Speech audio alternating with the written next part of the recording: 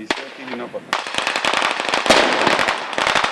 Со показна вежба денес Карама го пречека и се представи пред првиот човек на Врховната команда на НАТО за Европа и на командата на американските сили во НАТО во Европа, генерал Куртис Скапароти, кој ги пофали македонските сили велејќи дека се добро тренирани и ги користат НАТО стандардите и процедурите. I look forward to your session as the 30th nation in NATO in the future. Скапароти, кој во земјава беше пречекан со највисоки почести од министерката за одбрана Радмила Шекеринска, на што присуствуваше началник на генерал-штабот генерал Методија Величковски, ја пофали земјава дека направила значаен напредок во реформите во одбраната и армиската интероперабилност со сојузниците во алијансата, но од истовремено НАТО препознава дека пред земјата се уште постојат предизвици и многу работа.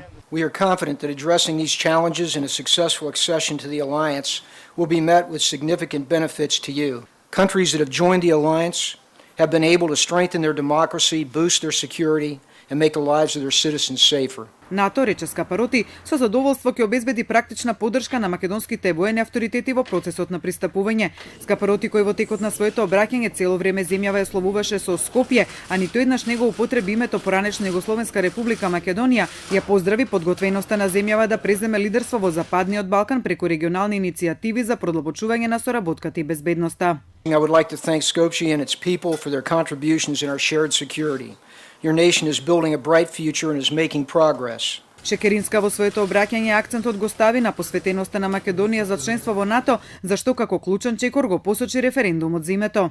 На референдумот очекуваме граѓаните да го препознаат својот интерес, интересот на Република Македонија, интересот на државата и идните генерации и да гласаат позитивно. Изборот е јасен. Иднина или изолација. Членство во НАТО и Европската Унија или уште една изгубена деценија. Скапароти, освен што имаше, како што рече, продуктивна работна средба со Шекеринска и Величковски, попладнево имаше средба и во владата со премиерот Зоран Заев.